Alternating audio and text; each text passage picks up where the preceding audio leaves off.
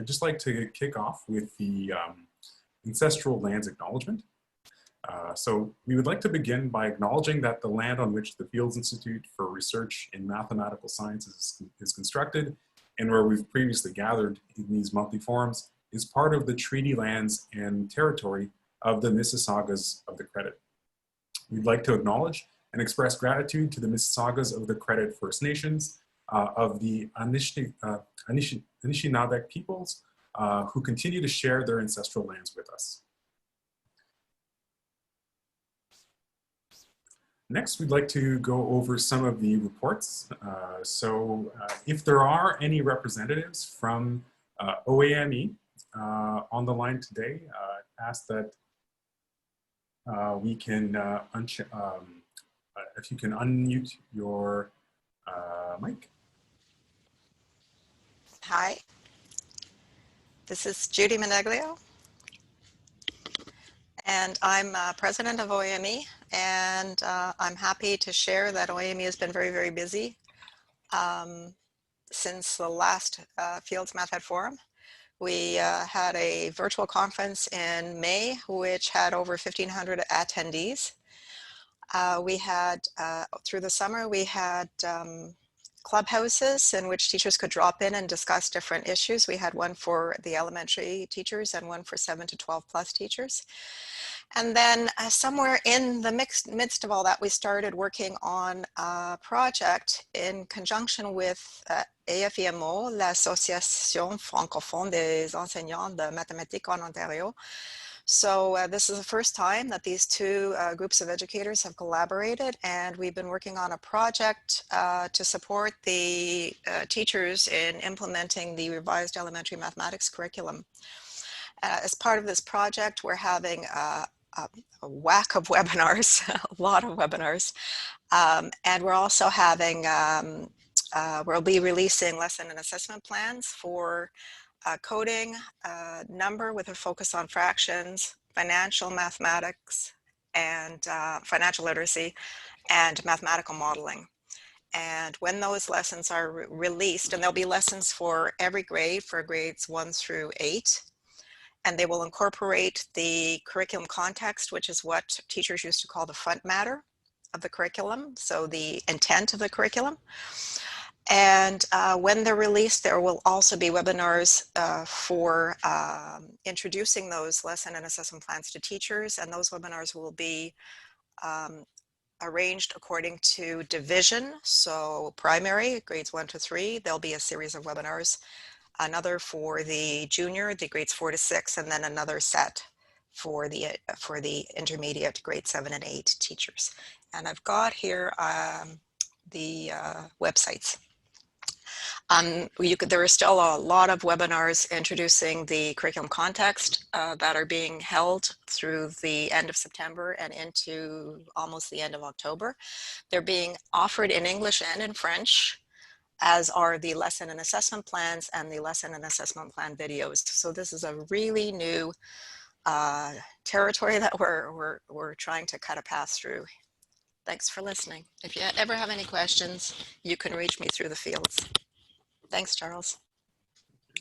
And just before we move on to our next report, we are having just a small technical blocker on the chat. So just in terms of allowing full access. So we are troubleshooting that, and we'll get that opened up as soon as possible.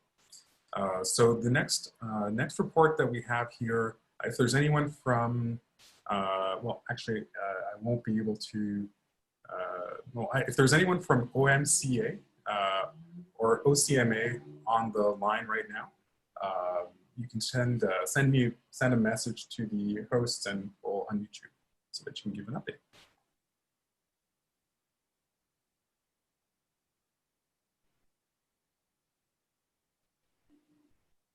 All right. Now we do have one update from the OCMA. So this is the OCMA Virtual Symposium taking place on October 27th to 29th. The group is going to be going over ways to help build algebra and numeracy skills, incorporating OERs and new learning frameworks in online environments, and expanding your math teaching footprint in new vocational and cultural directions. So we'll just post that in. And the other update that we have here is from CMS, the Canadian Mathematics Society. So there's a winter online meeting that's taking place. Now it's taking place in Montreal, but it's going to be online. So it's December 3rd to the 8th. And the meeting information is available on the website, which we'll be posting directly here for the chat.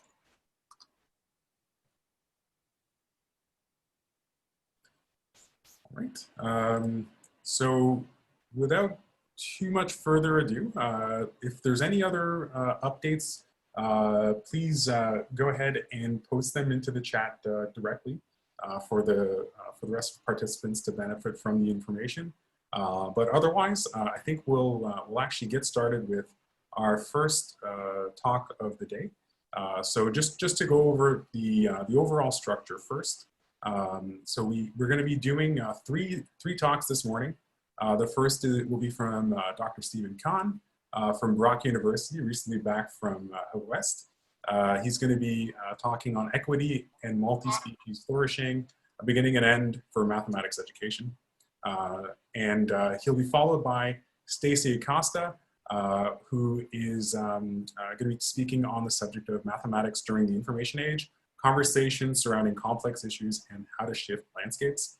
And then finally, we have Dr. Peter Taylor from Queen's University, who will be speaking to the subject of streaming. What is it supposed to, what it is supposed to celebrate, why it is broke, and how we might fix it. So thank you to all of the speakers who are going to be getting the thinking and the discussion started today. So those talks will be followed around, we're thinking around 11:30. We'll see exactly how things play out, but around 11:30 we will be kicking off the breakout discussions, and those are going to run for a little over an hour. So there'll be some time to maybe grab a quick bite in between before we get back at 12:45 for the panel discussion, which will be running for 45 minutes. During that panel discussion, my colleague Kara is going to be basically pulling out some of the discussion from the breakout rooms during the breakout discussions, and posing some of these questions and helping to stimulate further discussion with our set of panelists, which includes Stephen Kahn, who's one of our speakers this morning, as well as Joe Restoul General, who's coming over from Jameson Elementary School as a learning resource teacher, and excellent perspectives on Indigenous learning. And also Fiona Lloyd-Henry from Peel District School Board is going to be on the panel, and rounded off by Dr. Behan Farhadi. So very much excited to the discussion this morning and this afternoon. Please do stick around for the breakout discussions. We're going to be using the Zoom breakout rooms for that, so you'll be randomly assigned to a group during that time, and we'll be using Jamboards to capture some of the thinking. So again, we'll do a quick review of some of that before we get started, but for now, I think we might as well get started with our talks for the day. Okay, so good morning. Thank you for having me. It is a real pleasure to be back here in Ontario. I want to start with something from Ed Doolittle. And so Ed, in one of his writings, says, "When I learned Mohawk, an elder came to visit my class and said to me, 'The birds thank you, the trees thank you, the animals thank you for learning the language.' At the time, it seemed an odd thing to say, but now I understand." And so I wonder, my teachers, students, and others one day say, "When I learned mathematics, an elder came to visit my class and said to us, 'The birds thank you, the trees thank you, the animals thank you for learning this language.' At the time, it definitely would seem an odd thing, but now I understand." And I start with Ed because something that Ed wrote has stuck with me for the last year or two. It's in a piece from the book edited by Susan Jarofsky. It's from the final chapter in that book called Off the Grid. And so Ed is looking at the Connors Bridge problem and asked, After all this time, what haven't we done that we should have done? Is there something more that we can learn from this problem? And his response from his own perspective is that we have not given thanks. He then asked, to what should we give thanks? And his response is to the river Prego. And so the continuing, how should we give thanks to the river? By making an offering. And where should we make that offering? At the source of the river, if we're being diligent. And as he considered this, he realizes that there is a different possible solution to that problem, but it will take a lot more effort to go to the river source and to come down the other bank.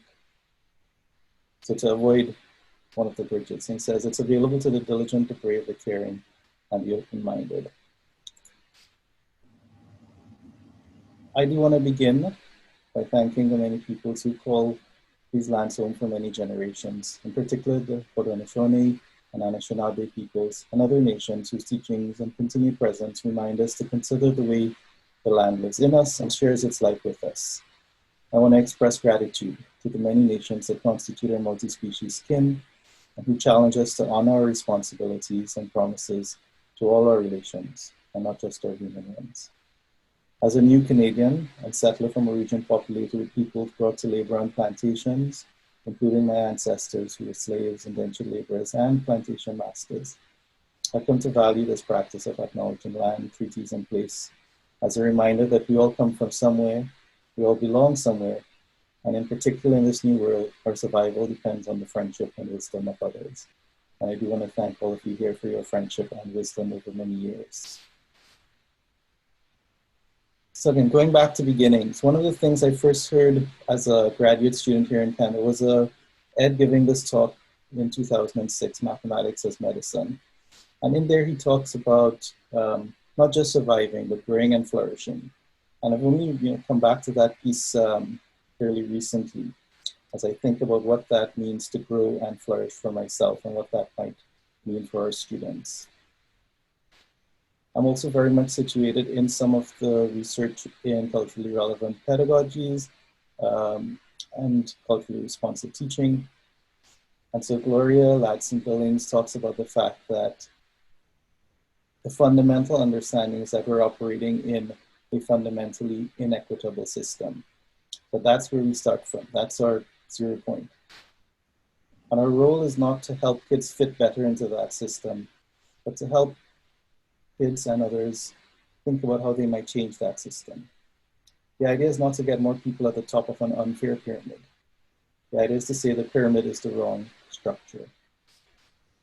And so I do want us to remember that we're operating in a fundamentally inequitable system at all times, in education, in health, in politics, in work, in economics, our protective services, our judicial services, financial services, medical services, sort of emerging from lots of different places at the same time in the present moment. The idea that, the way algorithms serve us differentially in the world, and also the way that we're able to enjoy relate to the natural world in terms of the services provided to us as humans. And then even this framing right now, I want you to trouble later on in terms of framing it as services, ecological services. At the same time, as we recognize that we're operating, we also need to keep in mind, this is a hard one, that we continue to derive benefits from these fundamentally inequitable systems in a variety of ways. The pyramid is the wrong structure. Again, it's something I want us to keep in mind as we go forward and think about what other structures or shapes might be more relevant to our work. Many of you know the work of Rochelle Gutierrez and her work on dimensions of equity, a little over a decade old now. But these two dimensions, the dominant axis and the critical axis, so thinking about equity in terms of access and achievement, which was sort of the very early work in equity in the 70s and 80s, and then moving into the more critical work in the 90s and early 2000s around identity and power. And I think we're still very much wrestling with each of these in the present moment as well, with the pandemic and with issues of access and achievement and identity and power in different ways. Sorry for update in 2018. I like this tweet from her. So wonderful to hear that the framework was useful. Now we're ready to take it a bit further. And so really complexifying what that means. And so I think I've tried to take up that challenge that Rochelle put out to us as a field, to think about taking the equity framework further. Some of the work I've been doing has been thinking about, how that identity dimension, and so looking at metaphors of identity, and so we see deficit-based identities, asset-based identities. More recently, sort of that shift or inclusion of growth and developmental or experience-based identities, and I think a framing of this idea of a mytho-ecological or emergentist and ethical identity is also part of the landscape at present. The work that I've done there, I summarize in this here, that identities are intersectional and fluid, and mathematical identities are curated. And when I think of the word curated, I go back to its root that it means cared for, not just collected. The curate, for example, being a person tasked with the care or care of souls. And when we think about care, the way I frame care is as a deliberate and loving attention to the necessary aspects for the realization of well-being in another. When I think of care, I try to avoid the medical models and think about it in terms of how Ed has framed mathematics as medicine, learning how to live and be well in the world with others, even in the presence of despair, anxiety, fear, illness, and even imminent death.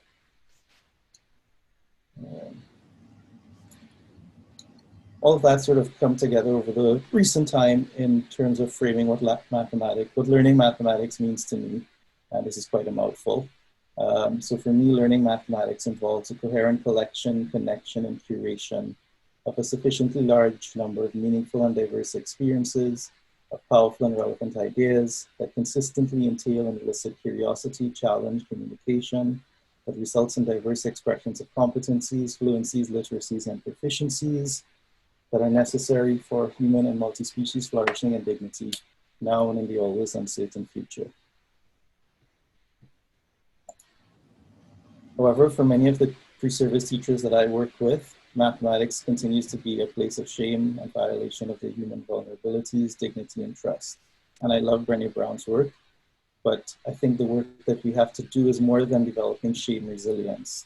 It's transforming the genres of teaching and learning, and ways that value vulnerability, that don't seek to exploit and capitalize or commodify it, and don't lead to shame avoidance behaviors. One of the ways I've framed what I see a lot of elementary pre-service teachers doing is engaging in shame avoidance behaviors around mathematics. Again, just that reminder that we are operating in a fundamentally inequitable system, and that we continue to derive our own benefits, many of our benefits, from those systems. So what is the work? The work, borrowing from Noah Bateson, is the work of caring, of finding new ways to make sense of our own vitality.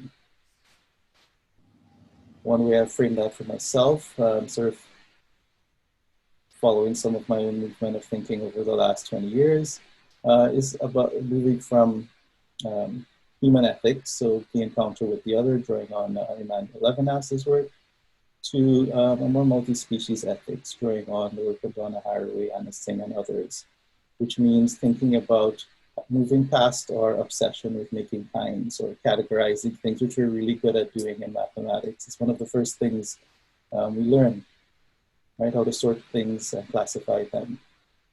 And so the harder work is the work of making kin. How do we come to co-labor and collaborate with other aspects of this world that we share? Again, another sort of framing of that idea.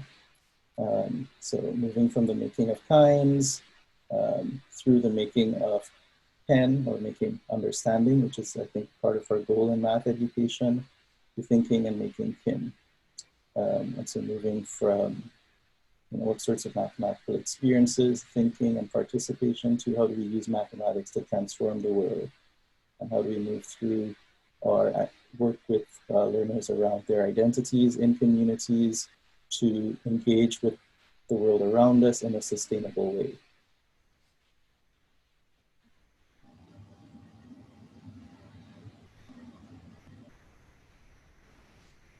To come to the second part of the title, the end, what is mathematics for? And for me, mathematics is definitely for flourishing. And the way I frame flourishing is with these five interrelated aspects: survival, transcendence, belonging, dignity, and challenge. And again, although I've separated them here, they're not meant to be separate in any sphere of life where I think we see humans flourishing, or other species, that all of these are part of the living. And so the question of who's flourishing are we putting forward? I do draw in my earlier thinking on Martin Seligman's work a lot and his primer model of well-being, to moving our focus away from just achievement and just identity and just access and power to things like the experience of positive emotion, the place of relationships, accomplishment, engagement, and meaning, which I do see a nice parallel with Rochelle's rehumanizing mathematics. Seligman talks about the need to start early in schools. And so we also have Francis Sue's work, I thought I had one more, who's taken up the idea of mathematics for human flourishing, and that's the one I was looking for.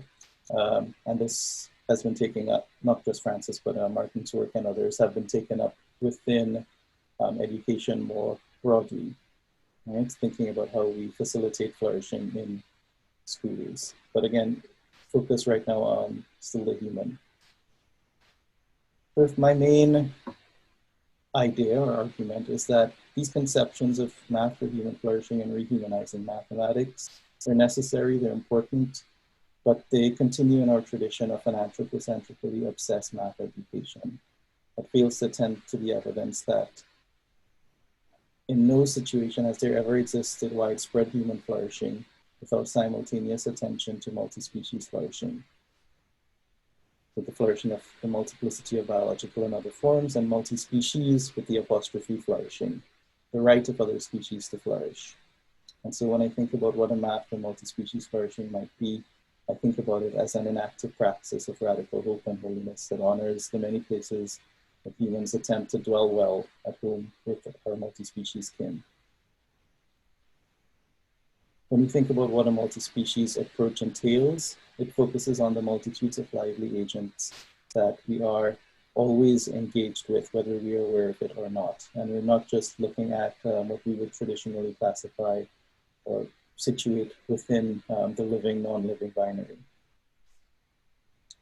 Again, sort of one of the places I've taken that up, for me, the multi-species world and the work of promoting multi-species flourishing involves attending to land, to place, to language, and language, again, not just human language, but the language of the land itself, the lore, the stories that we tell about the places that we are and the people that we are with, the living, how we go about surviving and making a life, and how others go about surviving and making their own lives in those spaces. So I'm going to quick look at the time.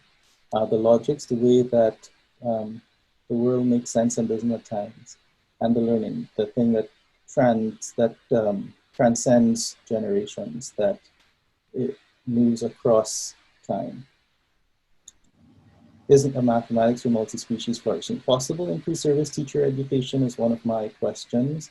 And I haven't really explored some of that in here in terms of what I've done, but I did want to bring in a student, a couple of students' comments that trying to grasp it is difficult in pre-service teacher education with the focus on getting into classrooms. I did want to talk about one specific example that one of my dear colleagues at University of Alberta, Han Tran, did with me in a classroom where we talked a bit about the Vietnamese New Year and the making of Pan Trung, or the Vietnamese New Year rice cake.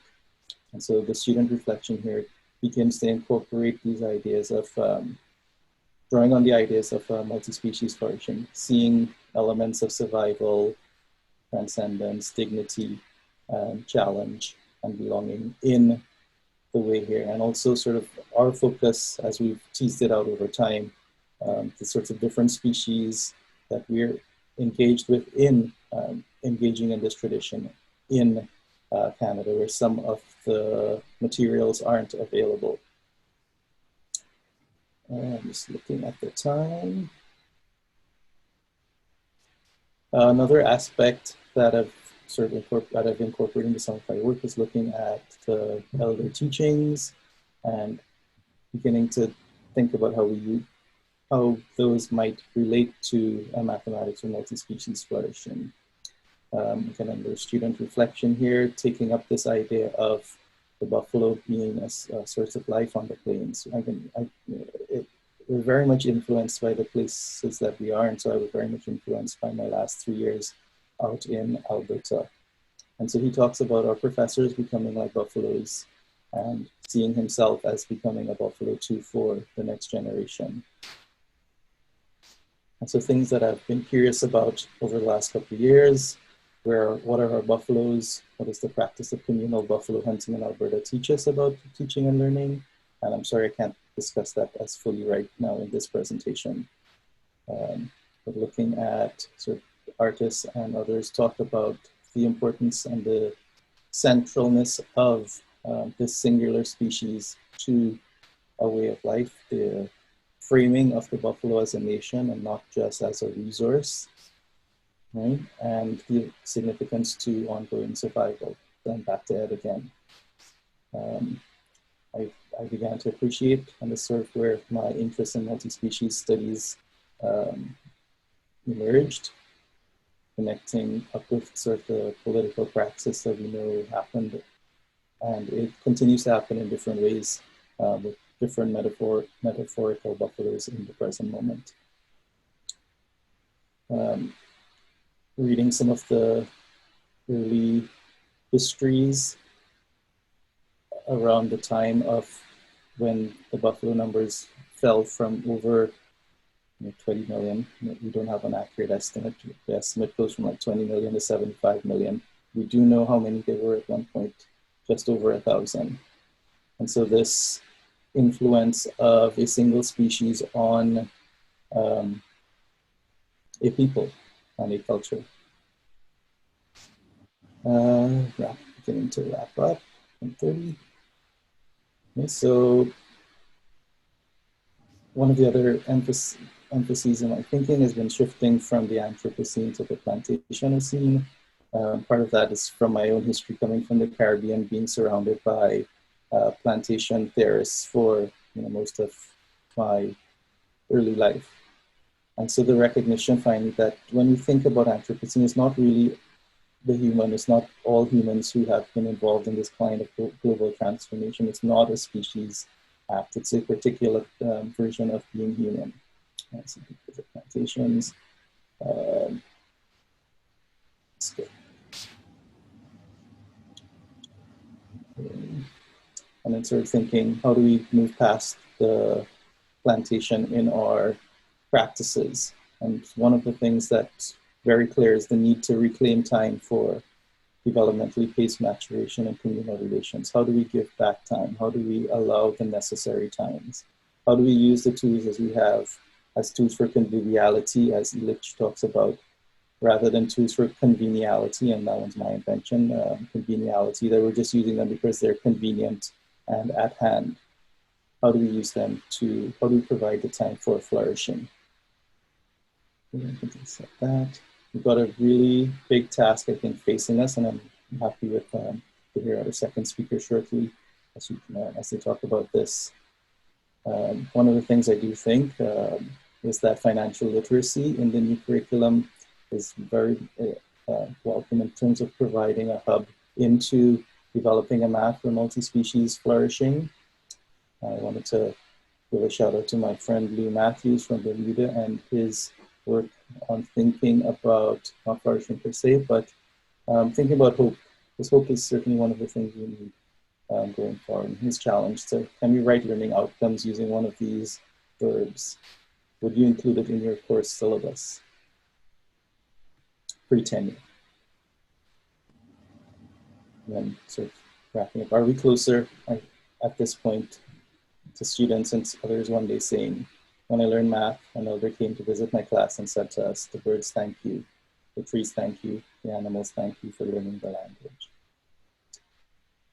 I want to give the last word to students. I sometimes offer the prompt as one of my final tasks in my courses. What do you hope for? And so these are two that remain with me: to be a better math teacher than my teachers were, and that students will fall in love with math the way I did. And that's it. So I have some reflection questions to end there with, and we can figure out how to get back.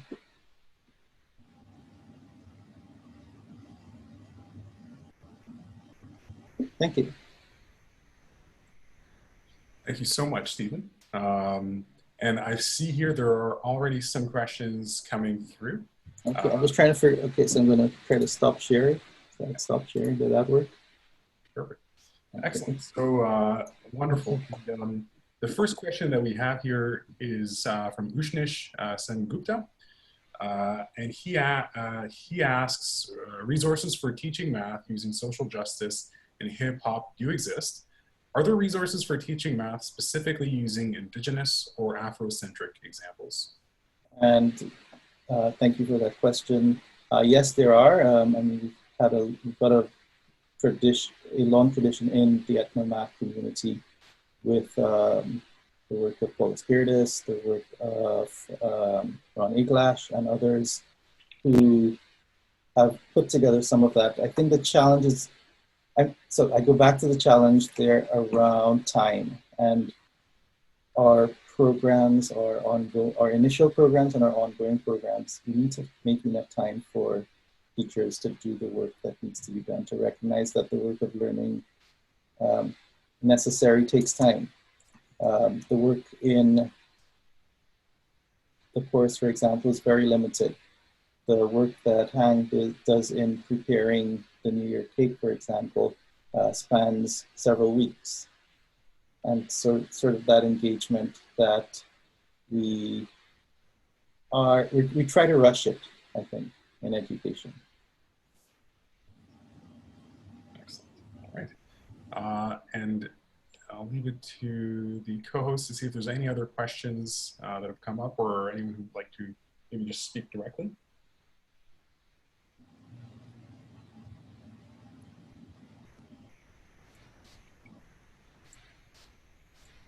Nothing that I've seen, thanks. Judy, Kara? All right, well, okay, I think, Kara, nothing?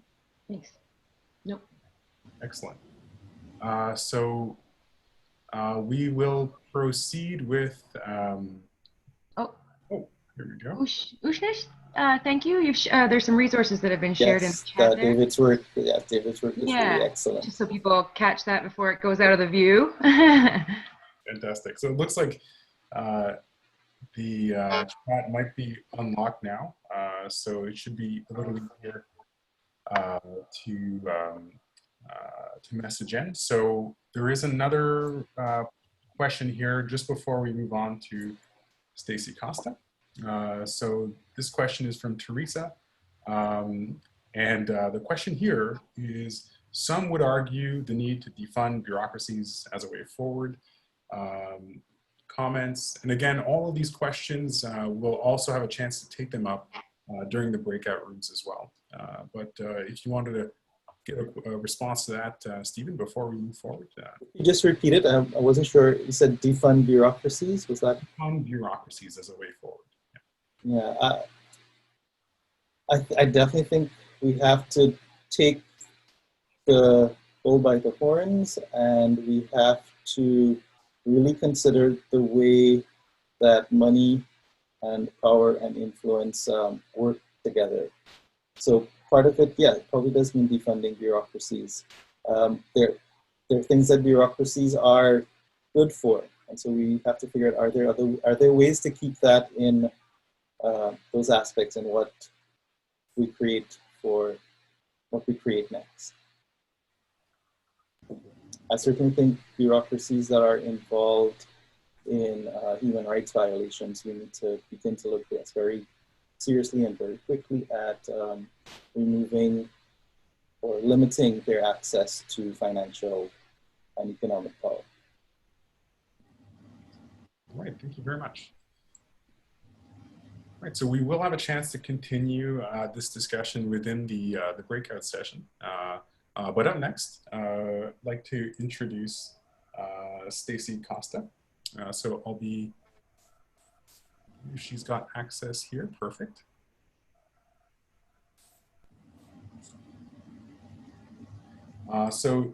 Just to give a quick introduction, so Stacey is currently a doctoral candidate at OISE in the Curriculum Studies, Teacher Development, and Engineering Education division. And her research broadly focuses on how innovation in schools can influence student success through training, curriculum, technology, and STEM education. Perfect. Thank you so much, Charles, for that introduction. And thank you, everyone. Good morning to everyone here at the Fields. My name is Stacey Costa, and as Stephen mentioned, I'm a PhD candidate at OISE. And today we're going to talk about mathematics during the information age, conversations surrounding complex issues, and how to shift landscapes. Now, we're currently living in the information age, and there's no doubt that the world has taken a second paradigm shift, of course, based on computer technologies. This is especially evident now during COVID-19. And of course, there are many implications on everything we do and how we think about things, especially when it comes to the field of education. So my presentation today is going to beg the question that traditional ways, quote unquote, of doing and teaching mathematics, are they still viable now in 2020? So in our talk today, I want to briefly address the inequities in streaming, but to also note that this is a part of more complex issues which cannot be solved today in a siloed manner, and not a clear-cut answer will be in my presentation. And to note that the decisions that we make in mathematics, pedagogy and mathematical decisions as a whole, they bear weight on other issues at hand. And I'm hoping today's presentation will open up for some thoughts, open up for some discussion points later on, and just kind of have us each thinking about our own ways of teaching mathematics.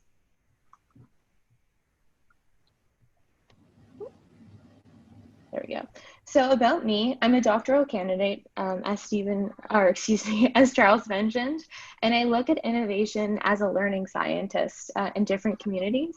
My own research is actually examining and understanding the complexity within shared virtual knowledge building spaces. And I look at collaborative learning systems in mathematics and annotation activities as a whole. And that includes video and text annotations. I'm also a researcher at the Institute of Knowledge, Innovation, and Technology. I'm also a TEDx speaker, and I do math and puzzles as a whole. My master's thesis focused on math discourse in elementary classrooms in offline and online capacities. And I'm currently a co-editor of an upcoming book, part of a Springer series called Mathematics Education in the Information Age. So when we talk about the information age, I use the following quote that you can see here to open up my presentation to help us think of research and ideas and true explosions of ideas. So even though we have an ease of access to information now in 2020, we're still seeing flawed systems of how policy comes forward in math and in education as a whole. In this case, specifically the state of mathematics in Ontario. So just because we have information alone doesn't mean we can fix what's going on. We can see that inequities are present within our mathematics classrooms, and we're still in a sense of deep ignorance, even though that knowledge is available. And I think that's something that we should be aware of. Now, when it comes to the change of instruction of our students, it's really important to not only look at the content that we're teaching, but how we, as instructors, are teaching. We're currently teaching students and training them for jobs that are yet to exist in a society that's coming up with new concerns that maybe weren't present 10, 20, 30 years ago, or concerns that were present, but that weren't brought up to the forefront. As we can see here, it's required that today's youth are equipped with skills, tools, and mindsets needed to think creatively, leveraging technology wisely, and solving wicked problems collectively. So it's also thinking about that our world is shifting to more data-driven society, so the demands again are changing. But when we look at our change in methodologies and how we teach within a math classroom, it's not a simple solution for all students, or not even all math instructors as well. Now, how can this happen in an equitable way? Because currently in our classrooms, it's not equitable. And how do we take that as a forefront issue in mathematics classrooms? Again, when we think about mathematics, unfortunately, many times we're siloing in the teaching that's being done and learning to students. And when we think about problem solving as a whole, math and problem solving are synonymous. So problem solving doesn't occur without one or the other. But when we think about mathematics, it's not just memorizing and it's not just following algorithms or procedures. We're looking at mathematics as critical thinking, problem solving, and of course, creativity. And Jo Boaler is so well known for explaining that and giving that in her own research. By definition, any type of problem solving is something that helps us work towards a goal to which a solution shouldn't be immediately obvious. And it's crucial that problem solvers not only be aware of what they're doing, but also how they're doing it and the processes that they regulate and how others are working with that problem as well. One framework example I can think of is mathematician George Poya and his suggestion in problem solving, of course, the famous Poya problem. But how do you understand a problem, create a plan for solving a problem, and carrying out that plan? Now, when it comes to problem solving and mathematics and issues and complex issues in mathematics classrooms, of course, my list here is not exhaustive, but here are just a few that I've thought of that are, I think, really, really vital now in 2020.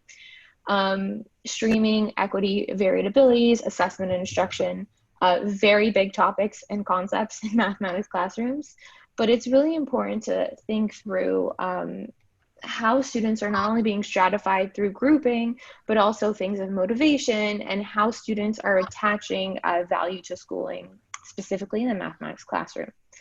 Now, I know the next speaker will get more into streaming, but I did want to touch upon it a little bit in my presentation as well. Because when we think about learning as a whole, there seems to be this differentiation of math in the sense that math is siloed in so many ways. But when we talk about streaming and math, there's also this concept that it's thought of as independent from other subjects, which could not be farther from the truth. When learning happens, we cannot just decide if something should be applied or an academic problem. We can't decide, oh, you must be applied in math, but in everything else you're not. Usually those ideas are put together. And unfortunately, with the concept of streaming, it also plays way with this idea of the academic pathways. So if we think of things like STEAM or math and science, no one would ever take academic science but applied mathematics or vice versa. They're usually going hand in hand. But when that happens, we're also starting to see the inequities come through. So if we're having certain students, unfortunately from minority populations, or also a lot of females going into the applied streams, that's already cutting future pathways in areas of STEM and engineering and design or other university training that would need math, or academic math, excuse me. So math should not be siloed in that way. And this narrative of math being harder or more difficult, or even needing preferential course treatment, is problematic thinking. And it's causing even more dispersed anxiety with achievement in math and having students as an open space and talking about math. Here in this example, you could see that we have in Ontario what the current course streams are. The different pathways, so to speak. In 1999, in Ontario, the applied and academic course streams were introduced, hoping to allow students with different learning styles to keep their options open, rather than choosing between vocational, college, or university tracks. Now here, this is a very linear example, and unfortunately, when we think about learning, all these destinations at the end, they all have one thing in common in 2020, and that would be collaboration. So each of these workplaces would lead to problem solving, but they are done so in conjunction with others. And I think this whole system of course streaming is in a sense problematic, because again, going back to the idea of a fourth industrial revolution, which is what we're in right now, we're all working in teams and communities and collaborative ways, despite whether you're in an apprenticeship model, a college model, a university model. And with these course streams, we have to shift the thinking of math learning to a premise, I would argue, similar to that of engineers or designers. You shouldn't be thinking alone, and you shouldn't be working on math problems alone.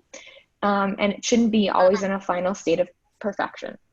So if we're advancing in technology, we're advancing in new possibilities for further advancement, what methods can we as instructors use for math problems in teaching? Now, while not all students will follow the same path, not all of our students will be engineers or designers, it's still vital for all students to not terminate their mathematics studies or streams earlier in their learning trajectory than needs to be. So again, this mimics the idea of issues of equity, right? If we're talking about a poor quality education in an applied stream, there's fewer aspirations. Students, unfortunately, will not get the opportunity to work with students with multi-abilities. And that's not a reality in the workforce. That's not a reality in colleges, universities. Anywhere that a student goes to, they will be working with multi-ability persons. And the other concern of that with issues of equity is there is positive connotations that come up with mathematics. So if someone is quote unquote good in math, they're thought of as being bright, being control, mastery, quick understanding, and leadership capabilities. But if you're unsuccessful in mathematics, this achievement applies the opposite in these positive connotations, right? Then that value system is taken to a cultural problem and its subtle harmful effect on a number of children and adults. And unfortunately, too often, when many schools are serving larger populations of minority students, they do emphasize the slowing down providing mathematical content rather than providing more challenging content. And that doesn't steer students towards stronger math streams, but instead it should be towards higher levels of math. And of course, as some of us may know, it's not possible to be equitable or accurately place students in groups of ability. Abilities can change, and these are obviously based on flawed measures of testing, which are problematic. Now, the OECD has recognized that the highest performing education systems combine equity with quality. So it's really important that we don't have students at the age of 14 or 15, if they're incapable at that time in their lives of doing algebra, you're telling them at that point, you must stay in applied, you cannot have careers in science, engineering, mathematics, computer science. And it does really affect their confidence, especially if you're grouped in lower achievement classes. It can also, unfortunately, take away their chance of developing a growth mindset. And that also comes from personal experience from my end, being someone who did applied mathematics. And of course, there was a stigma at that time, oh, you're in applied math. And then that follows other connotations, unfortunately. Now, we obviously have heard in Ontario this idea of Dstreaming. And Dstreaming can't just happen with just like automatically, right? It's a great first step, but it's complex. It has to be coupled with other ideas of resources, system level equity forms, and it can only produce results if we're working with multiplayer fields. So we're talking about education workers, board administrators, parents, students, and of course, there are systematic barriers, implementation challenges that need to come to light when it comes to Dstreaming. And when it comes to, again, to those attitudes in mathematics, it's so important that we look not only at the content being taught, but looking at the whole landscape as a whole. And I would argue that many times we talk about Dstreaming or we think about streaming, but it's actually what we're looking for is personalized learning. So we want to look at the narrower ranges within classrooms, and that is very difficult for an instructor, especially in a classroom of 30 students. Sometimes it's important to regroup during, of course, mathematics classrooms, or times there will be sessions of whole class. So you're teaching content and targeted in different ways that are more efficient, and that's beneficial for not only teacher, but the students. It's important that we're assessing achievement levels of each student and peers at similar levels, and that happens in streaming, but they need to access different content when during the classroom. And we never want to have lower expectations. We want everyone at an equal playing field. And it's so important, again, not to perceive this lower ability for students. And it's even more so important that we have to look at the deep understanding of the gaps and competencies of every student. And of course, that's so difficult when there's so much going on in a classroom. And I'm not saying it's easy, it is hard work, but it's something that we need to strive for. When it comes to, as well, how this can translate into pedagogy, again, if we're training for a 21st century workplace where skills are defined by student success, We're looking at problems with global, technological, and the modern world. We also need to think of how to have innovative citizens. So our students need to understand facts, report, and look at statistical information in new ways, especially in this post-truth era. So it's really important that we not only indicate, but also look at future prospective careers where mathematics is important. And that includes diversity in mathematics. So we want to build on existing student competencies with peer tutoring collaboration. So one example of this would have that added benefit of having mixed ability students working together. And this would challenge that myth that teachers are the sole arbitrators in mathematic knowledge. All your students in the classroom come from different ways of life, different life experiences, and different ways of looking at a problem. So you want to solidify that knowledge of students being tutors to each other, but also sharing their experiences to promote richer understanding. So in a mixed ability classroom, we're looking at more creative ways and approaches and more benefits of having students with friends of mixed abilities. Not only is that important for, of course, the social aspect, but it acts as a source of motivation to help maybe students who are having more difficulties in the classroom. It allows for more equal opportunities of all academic levels, and students are learning from each other. Now, by improving this as an educational outcome, the teaching quality and expectations challenges for all students, regardless of stream, is important. It's also important that because students never have that opportunity to take classes with applied or academic, right? Unfortunately, it's making this barrier. It's unfortunately having a lot of struggles that students don't get to interact with students of different mindsets. So of course, it's another problematic issue that needs fixing. When it comes to mathematical concepts, we have to also think of them as precursors to mathematical knowledge. So we want to be able to understand that these disadvantages are in place, but competencies and new skills that come are important, that we don't abandon students in earlier years so that they have issues when it comes to later years in high school and then their choice of pathway. One example I'd like to quote on this is Griffin. He found that in 75% all instructional lesson time was used to teach algorithms, while 19% only focused on conceptual understanding. So students aren't being able to have that agency they need to articulate for themselves. And instead, we want students to become active agents with responsibility and able to take charge of their own learning. One way I would argue of doing this is thinking like a mathematician. So this mindset that it's not about always knowing everything, but instead it's thinking and understanding that problems can be solved in different ways, and you can apply different points of understanding in a more open sense. So unfortunately, when we perpetuate this process of learning a simple and easily understood process in mathematics, this is far from the truth. If we're looking at mathematicians and many professionals who work with math problems in their everyday lives, many of them, throughout their whole careers, they are stuck working continually at solving problems, and they have many attempts of failure, many attempts of attempting it and not succeeding.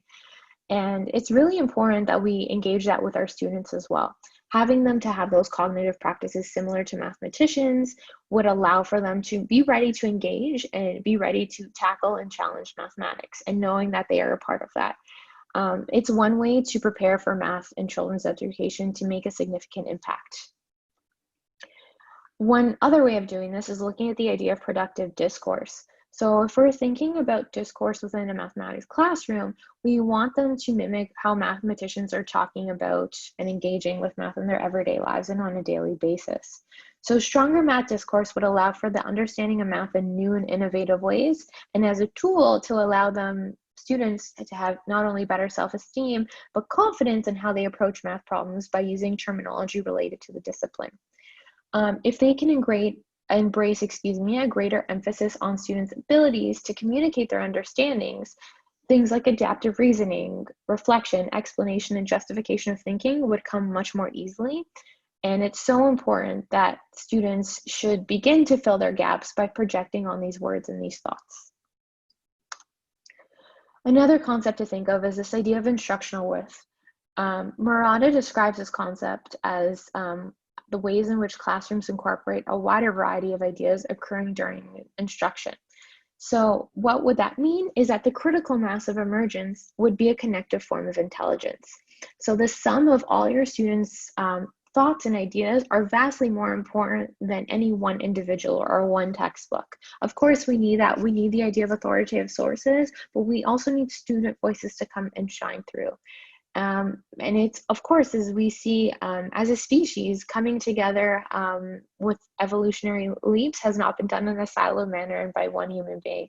That's been done through many coming together and going ahead of individual diversity. Now, when it comes to authoritative sources, Brenner actually had a very good example of looking at, when we're looking at the introduction of textbooks and other authoritative sources, we want students to also ingrain their own unique experiences and contexts in relation to that. It's important that students at their age feel like they matter, feel like they're providing space for their own voices and interpretation of understanding theory and connecting the two. Of course, in this post-truth era, it's so important that students are able to see what's happening in the world and putting that alongside these authoritative sources and voices coming through, and understanding, obviously, what's in power, understanding what kind of ideas are shining through and where that's coming from. This is also great because it allows for students' acquired knowledge to be attained without the use of writing. Students being able to speak through it, sharing and manipulating their ideas in math would also assist in their mathematic cognition. And when we talk about these ideas of crowdsourcing as well, it would be so important that having them work with peers, mentors, and even experts in the field allow them to feel at par and allow them to deconstruct a problem in new ways. One pedagogy that not only do I study, but I feel has had many studies that looks at mathematics is knowledge building pedagogy. And within mathematics classrooms, it goes beyond this idea of what's correct and incorrect in mathematics, but incorporating more mathematical talk, explanations, and theory building.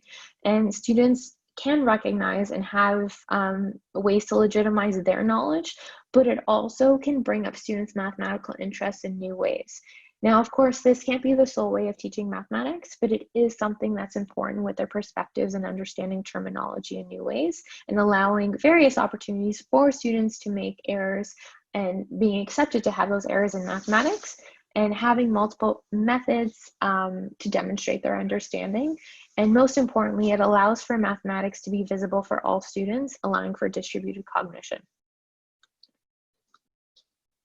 So again, we're talking about this idea of collective intelligence, and in collective intelligence, all ideas and voices are heard with various methodologies. Math questions can sometimes be solved with one solution, but that's not the goal of this. We're looking for classrooms to come with various abilities, various ways of understanding. And even when we think about mathematical equations in field labs or mathematical labs, groups of scholars are usually the ones who are at the forefront more often than individual contributions. And this should be something that should be put together as best as possible.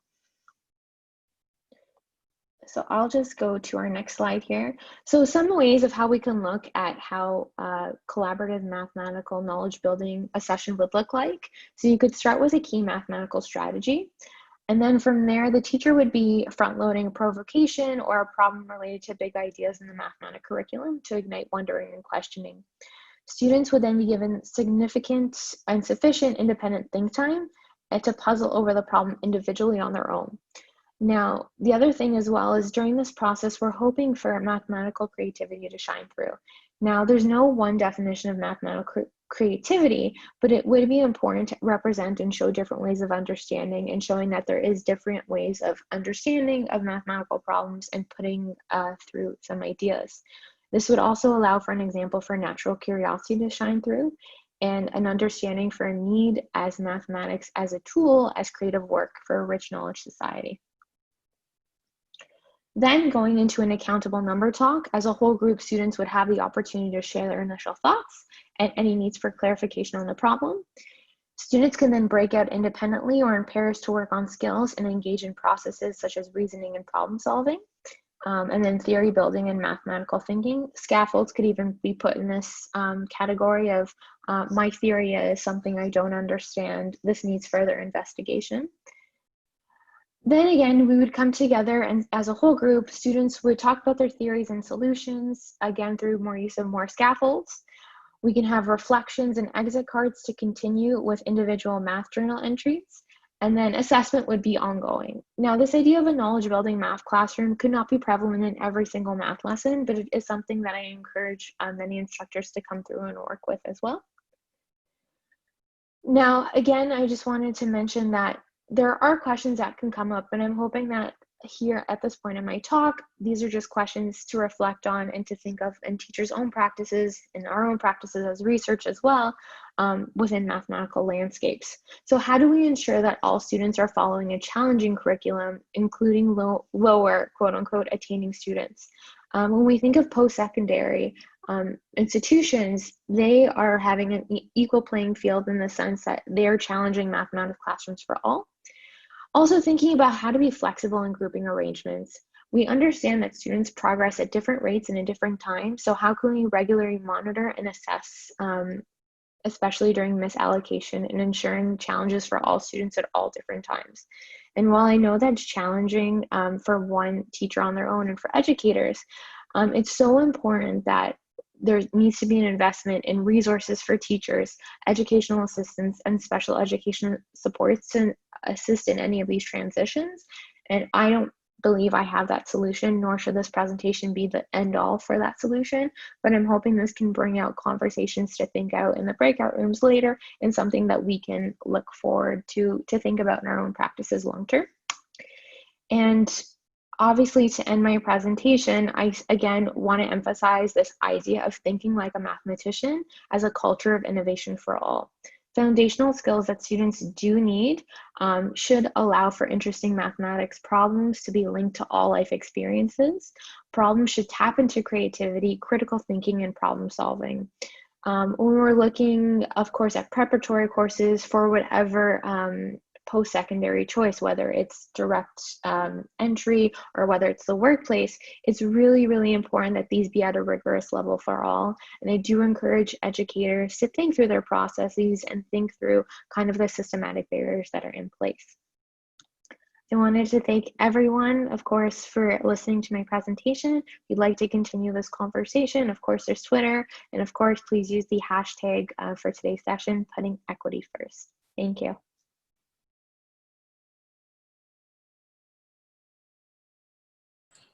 So Peter is the chair of undergraduate studies in the Department of Mathematics and Statistics at Queen's University. And his research areas include evolutionary game theory and curriculum development at the secondary level. He has numerous publications in the areas of mathematics, biology, and education. And Peter is also a long-time member of the MathEd Forum. Thank you. I want to start just this way. I want to introduce my co-host for the meeting, and it's Brynja Kohler, and I'll let her just say hi in a few minutes. Brynja is a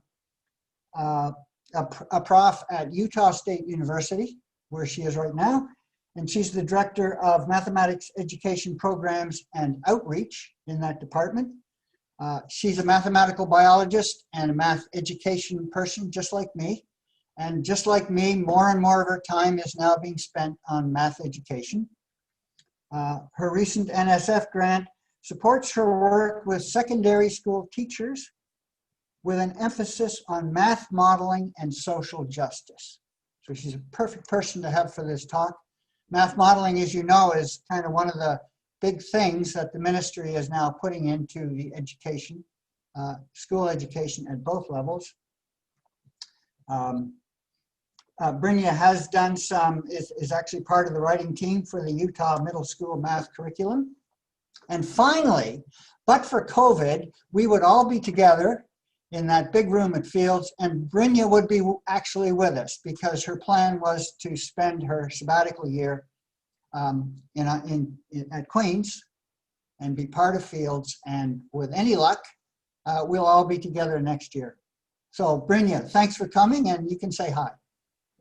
Hello, thank you very much, Peter, for including me. I've very much enjoyed the talks that we've had so far today, and I've enjoyed working with Peter through the summer, listening in to his sessions about the rabbit math curriculum and the development, all the interaction that he has with students and teachers and everyone who enjoys playing with mathematics and learning new things has been very inspiring for me.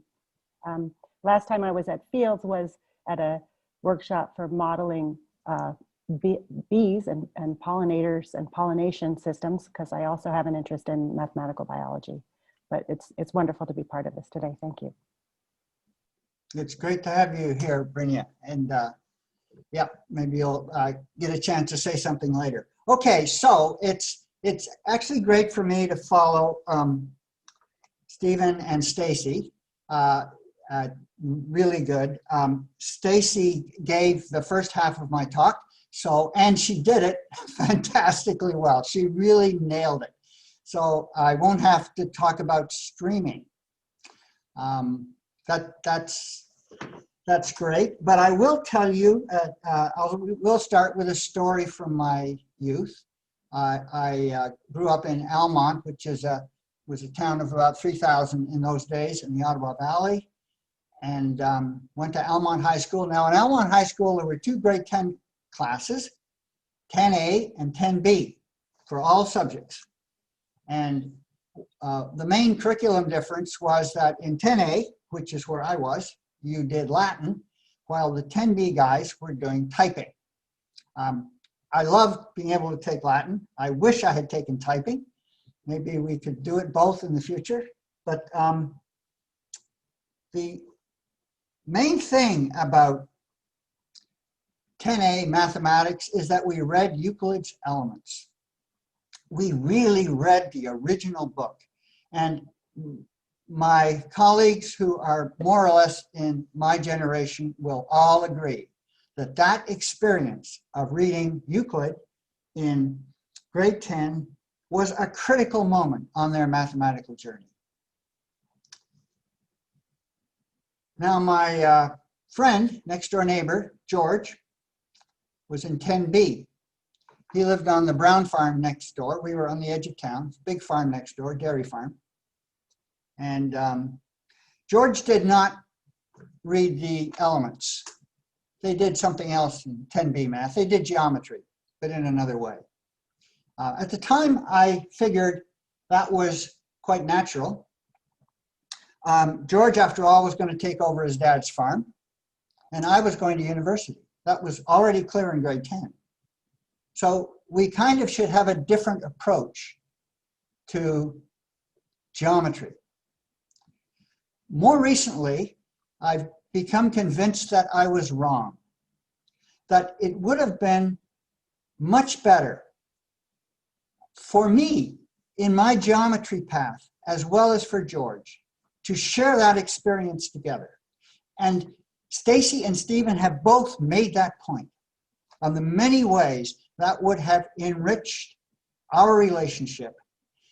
Even the games we played regularly on the big pasture beside the farm, baseball, football. And we even had these things called Pluto platters that we threw. This was in the 50s. That we threw trying to hit trees. We had a game of golf we designed with Pluto platters. They are the Frisbees of today. And that's where they started. And so that was fun. That's inventing a game, right? Actually, Almont High School is the school for the inventor of basketball. So that's what one of the things it's famous for. Okay. I think I'm going to share my screen. So I hastily made some adjustments. No, that's not what I want to do. I want to press share screen. And then I want to go to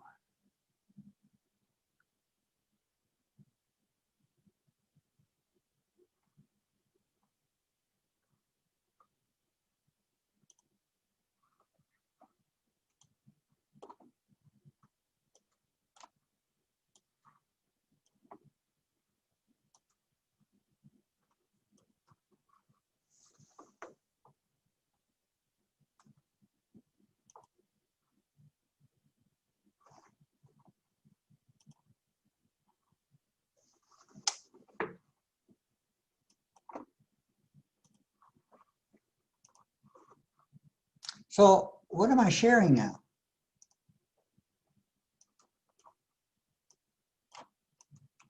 We can see the PDF.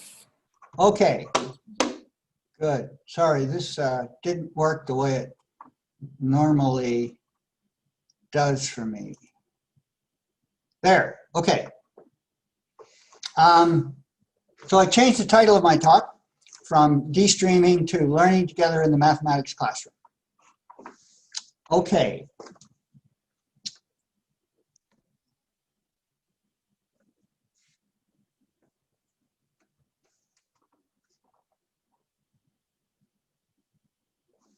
Okay.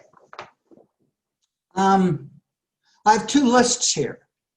One is, I think, a kind of a description of what we think of as curriculum. And the other is a kind of description of kind of what we all like to do in the curriculum, in our teaching. And they're both, there's great words on both sides. But the whole problem with the curriculum, which is not only about equity and social justice, it's about math learning, is not that we want to replace the left-hand side with the right-hand side, but that these things were taken to be a blueprint for the design of the curriculum. And these should be the basis of the design of the curriculum. And that's a whole new curriculum structure. And both Stephen and Stacey referred to this idea of, well, Stephen said fundamentally inequitable. That fundamental is really down at the level of structure. And my view is, the one message, quite simply, is that we should design the curriculum based on having these things in it. Rich stories. I mean, you can tell that kids, work of all kinds, share rich stories. And kids play together. The differences kind of disappear when they're playing together. This word guided is really important. And when we talked about this earlier, there were questions as to, well, how do you guide play without taking away the freedom of the kid? And in fact, as far as I'm concerned, that's what makes a great teacher. That's what teaching is all about, learning how to guide, so that it's not about taking away freedom, it's actually about enriching the freedom of the student. This idea that we need this as a curriculum structure is not new. It's now just about exactly, in my experience, just about exactly 100 years old. Well, why are we afraid of using that curriculum on the right, which I kind of call open? And I think we really are afraid that our students will not learn what they need. And that fear grows with the level. In grade 11 and 12, we suddenly start to worry about that we are afraid our students will not learn what they need. Stacey referred to that very well, about that. That's not what you may think. And my favorite passage is from Keith Devlin here. It's a very short paper. When I graduated in mathematics from one of the most prestigious university mathematics programs in the world in 1968, just about the same as me, I had acquired a set of skills that guaranteed full employment wherever I chose to go for the now and future. And by the turn of the new millennium, however, just over 30 years later, those skills were essentially worthless. Wow, that's quite a statement. Those skills were essentially worthless. Now, there's nothing wrong with them, but it's, you just don't know what you're going to need. So you don't want to base what you do on those skills. You want another basis. Okay, I'm going to illustrate play and stories with a coffee problem. A survey of all students in a local high school showed that girls were twice as likely as boys to be coffee drinkers. This is a standard problem. But when the results of the survey were reported in the school paper, it was claimed that in the school, twice as many girls drink coffee as boys. Are they the same? Play, discuss. So we have two statements. Girls are twice as likely as boys to be coffee drinkers, and twice as many girls drink coffee as boys. It's actually a nice problem, you know. I've tried it with grade 8 students. I'm thinking grade 9 is good. I might just say, in grade 7, in the old elementary curriculum, we have really good probability happening, but that disappears in grade 8. Maybe in the new elementary curriculum it will be there. But this would be, I think, perfect for grade 8. Now, how do we do it? Okay, we play is how we do it. So let's play for a minute.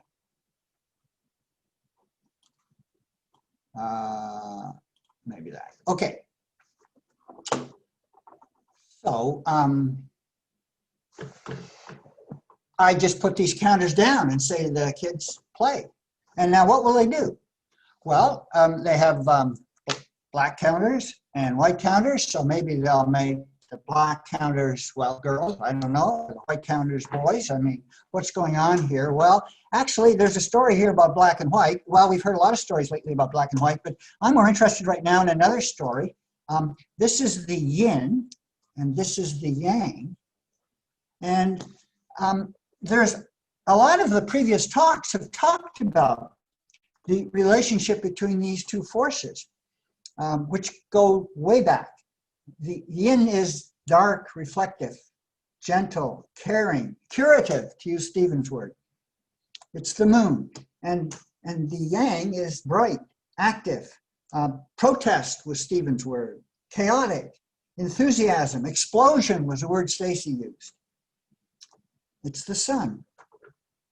And for interesting reasons, from way back, this has been thought of as feminine and this has been thought of as masculine. And there's a fascinating story there.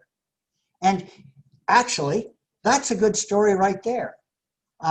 In senior high school, we're afraid to spend time on stories like that because they're not kind of part of the curriculum, but we need stories like this. So that's a story right there, and you could spend good time with it. Actually, there's another story around here. These are ghost stones. I chose to work with them because they're beautiful, and students like working with beautiful things.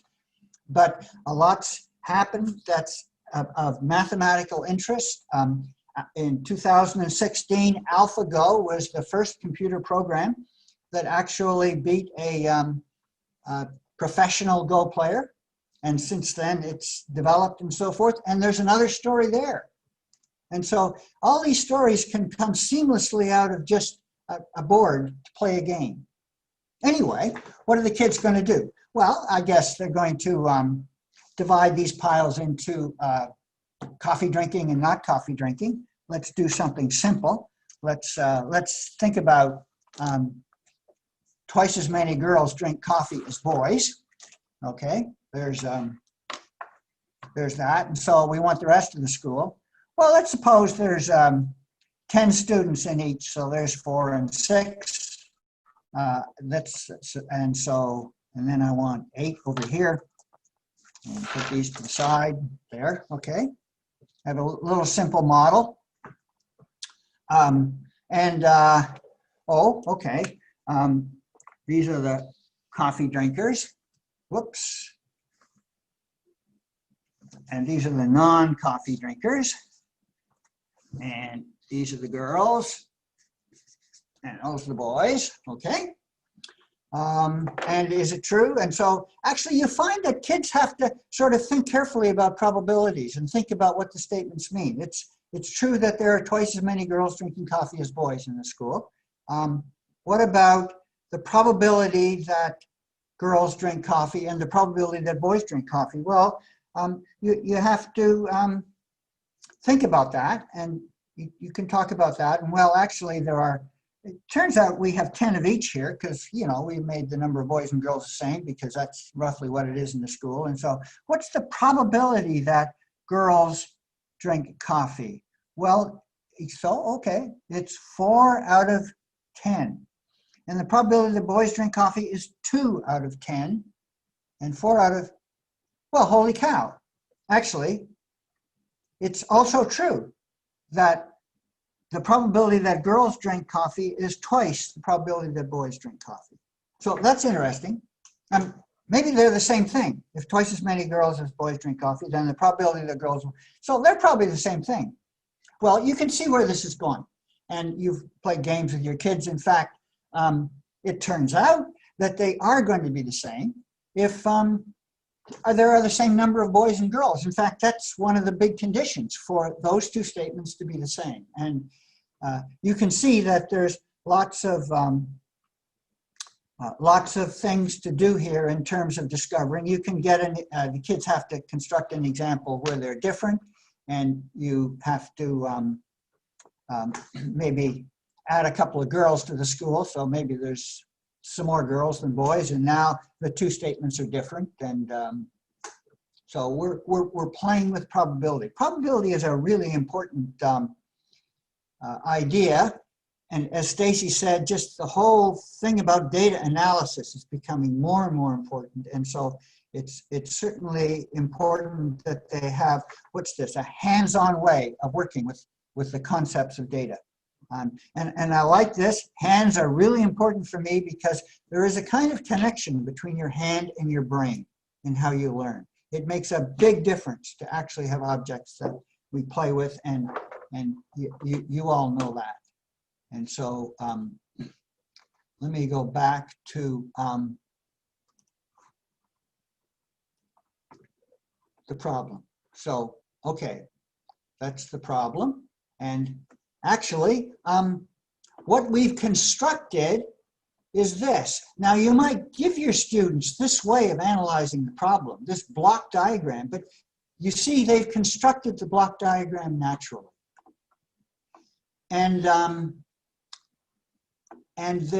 since they're changing the numbers of counters, they're all set up to use this new algebraic notation.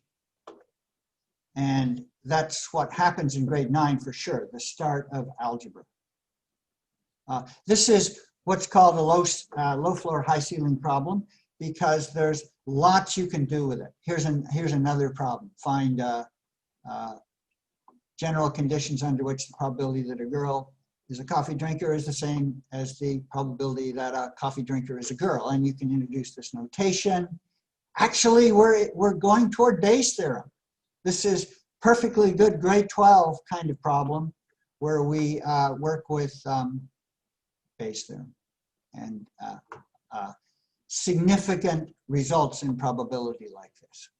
So there's a lot here. I want to end with, so I want to end with this quote from one of Brynja's papers, and I'm going to then get her to say a couple of things. The researchers framed this workshop as a collaboration. This was a workshop with local rural teachers in Utah using mathematical modeling of, I think it was water resources, something that they struggle with in their own lives.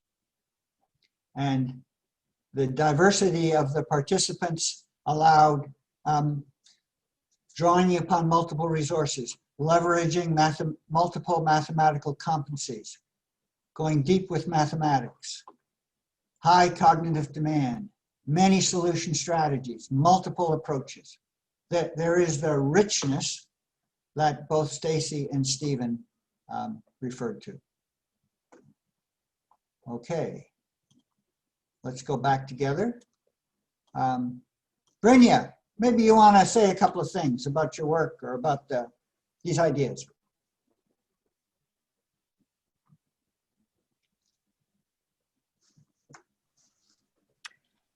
Sure, thank you. I mean, I don't know that I have much to add. I just enjoyed this kind of what I've heard from other speakers as well this morning, that Stephen's talk reminded me of these, the ecological connections and the purpose of developing understanding collaboratively with a community for flourishing, that really takes into consideration so many different dimensions of what our humanity is. And so when conducting this workshop that I did in southeastern Utah, the part of it was just engaging in interacting with the land and with the community, and learning a little bit about some historical perspectives on water and different sort of cultural feelings about the water resources in the community. And yeah, so in Stacey's talk, I was thinking a lot about how this is a collaborative goal that we have to really work collaboratively with many stakeholders in the community to open our students' minds to the kind of computational and mathematical and statistical thinking that can lead to some, you know, I don't know, human flourishing, hopefully, or a broader power that we have through those kinds of thinking. Thank you, Peter. And I like this is one of the few times where I like the fact that the curriculum is not too explicit and has lots of openings for doing interesting work around financial literacy and justice. So in our conversation in my group, we brought up a number of different things. So for example, the recent FinCEN papers, the movement of large sums of money through unregulated and channels across the planet, and sort of other aspects of that. So in our curriculum, we talk about, you know, students will learn how to, different ways that you can transfer money, right? But we won't ever teach kids how to avoid paying taxes. Or to be savvy about their taxes. That would be a well-attended professional development session. Good point, yes. Well, what have I got? I've got some notes here on our Jamboard from our group, Financial Literacy as Social Justice, in terms of how corporations move money around to manipulate a system. So what I hear in that, it's interesting because as someone who's left teaching to be a bookkeeper, I find this stream of discussion quite curious because it was not something I learned in school, but my love for math made it an easy transition. We've got three, trying to bring it back to Ben and Fiona and your experience, and we want to hear from what your research. What did you, how did we prepare you for this? What were you, You mean as like like what's prepared? I'm just trying to, I want to hear from you, and I'm having difficulty eliciting a good question to get you guys going. So if I'm reaching out to Fiona and Behan and George, and just to, yeah, Fiona, I see you've got your hand up. I'm always up for a talk, even when I can't pretend to be an expert on what I'm going to be talking about.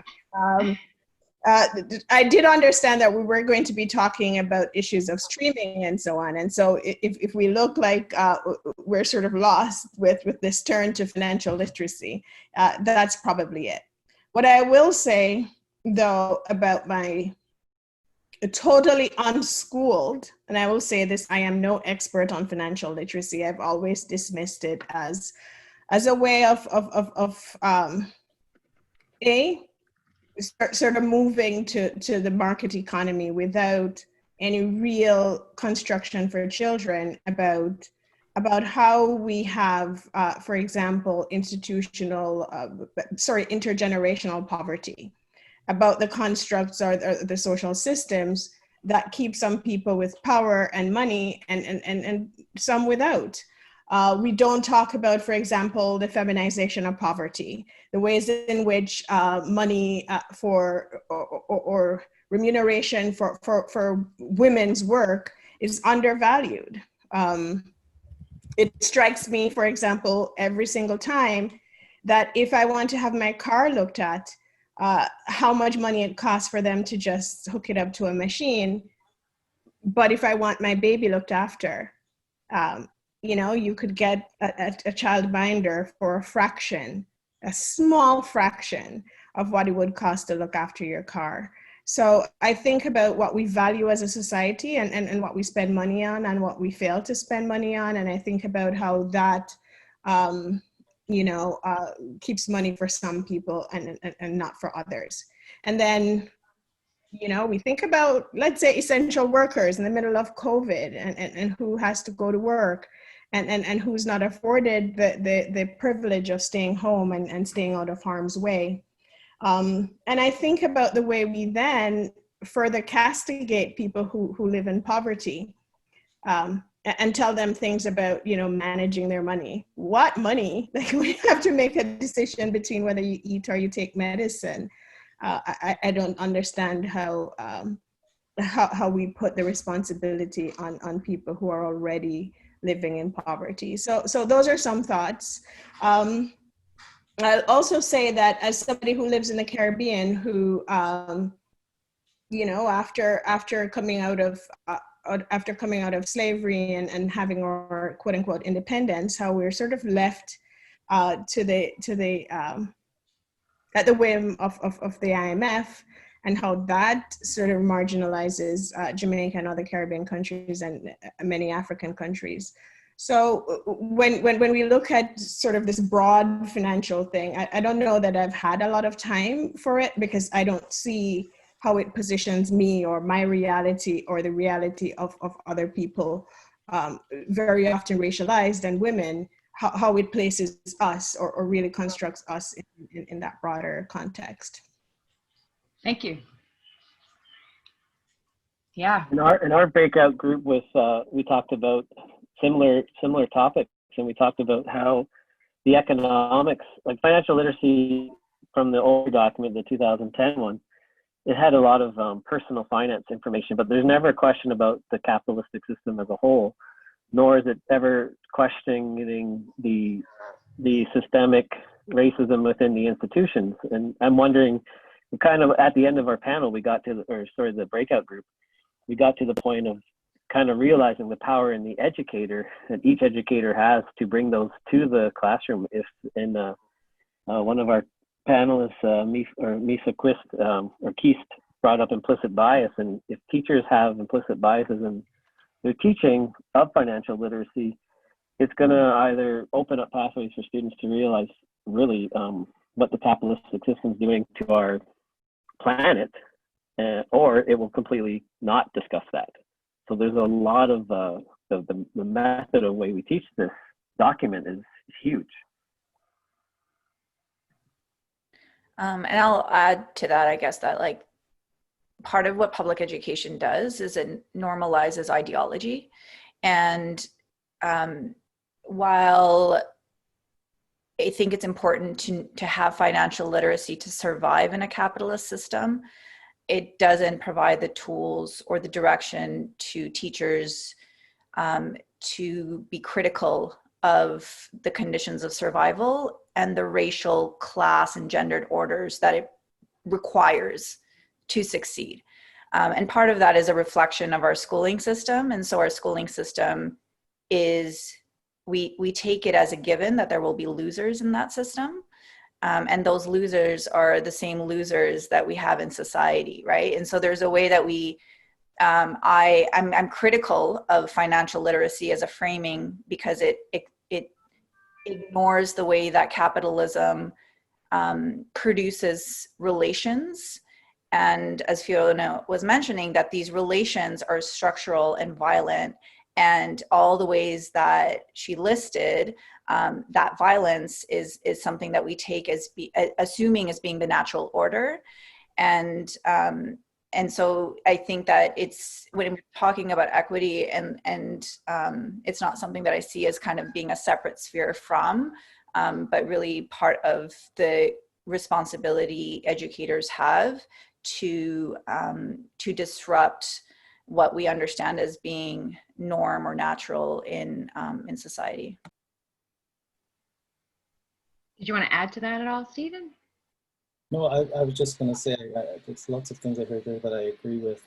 In terms of, for me, I'm happy it's there because I think it can have some unintended consequences in the system for exactly the same sorts of conversations to emerge around, okay, why are we studying financial literacy? The way it's framed in here, what sort of assumptions is it making? So taking that critical multiliteracies type perspective to the mathematics curriculum, and not just the accountant bias or checking boxes, but it opens up the possibility. And this is one of the times that I'm really happy that the curriculum is not overly specific, that you can do some really interesting things, I think, with the new, with that strand around raising the issues of that Fiona and Behan and Joe talked about.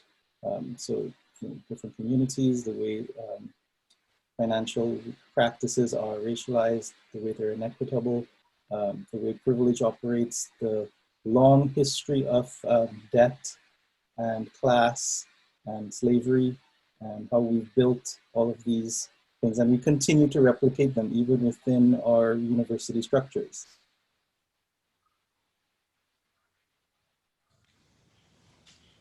Hi, Kara. Yep, thank you. You got some comments there for us?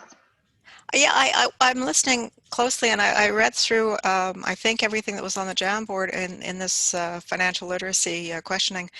And what I'm thinking when I'm listening to each of these panelists is the opportunity with financial literacy to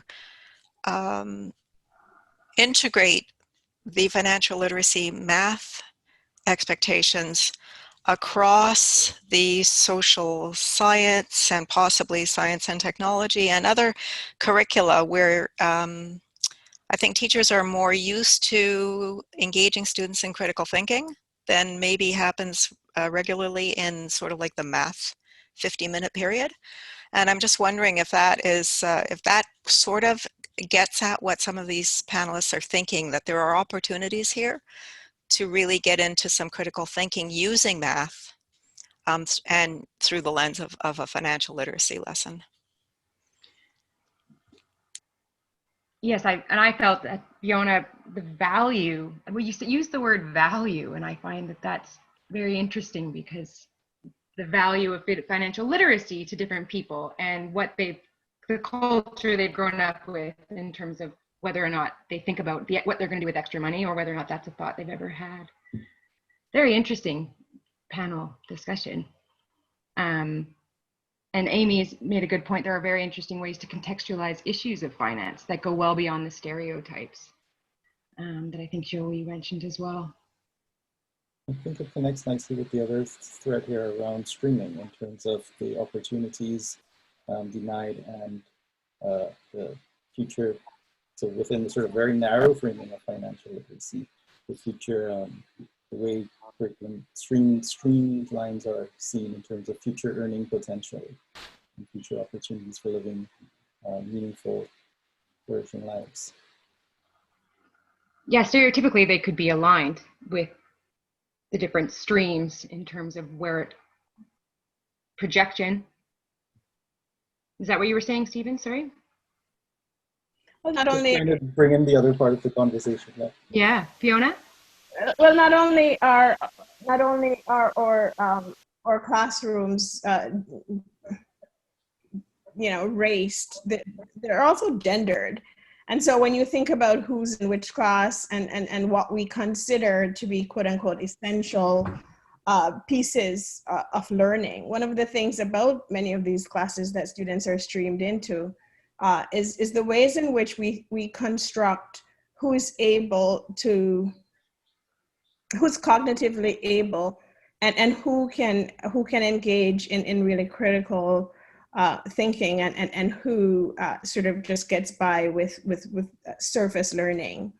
And when you construct, when you think about how social class also mixes with race and gender in these rooms, and the pathology we hold about people we think live in poverty, you know, like, what do those lessons end up looking like? And how do you reinforce, rather than critiquing oppressive practices, how do you reinforce them in these spaces about not just how people live or why they live the way they live, why they make the choices they make, but about how they even learn about that, right?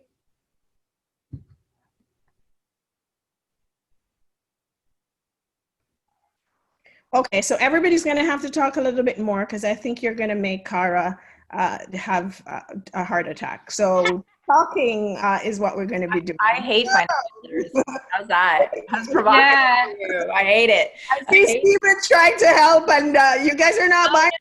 Come on, Bayhan. Okay, yeah, okay, look, I mean, for me, it's, I think there's always opportunities to disrupt with the curriculum, and that's fantastic, but there isn't, like, policy determines the direction that teachers have.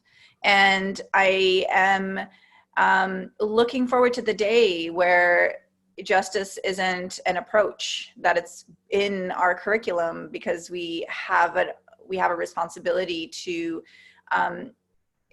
destigmatize all of the things that we're talking about. Like, it's, yeah, so I mean, I think for me, like, I'm also coming at this with, like, math trauma, right? So so I'm quiet because I'm like, okay, don't ask me to add fractions or anything like that, you know, but like, it's, but that has been influenced. Like, I grew up in like poverty and taking math and, you know, being, you know, gendered, body in that classroom. Like, I just realized the ways that I'm just sort of like formed, and my math identity is absolute like garbage. So it's yeah, so that's sort of, you know, I'm interested in the ways that, like, that's kind of, I'm reflecting on my own silence, and like, my silence is coming from a place of, like, I just need you know, I'm interested in the ways that, you know, cross-disciplinary opportunities exist. And I think Judy was making reference to that. So that's an interesting, maybe, stream that I'd be willing to swim. Well, let's say we think about cross-curricular, cross-disciplinary ways of looking at math. And for those of us who have math trauma, and there are many, many, many of us, let's take something like fractions, right? And when you divide things equally into parts, think about the ways our children could disrupt what those equal parts look like, right? And what those fractions could mean from social justice perspectives. If you're thinking about equity, what does equal mean versus equity, right? And how could we start to think, how could we have meaningful, relevant, and authentic problem solving in our math classes as we think about what does it mean to share? Who decides how you share things? How does the person sharing influence what the share ends up being? You know, which parts of the world have more access, which parts don't have access?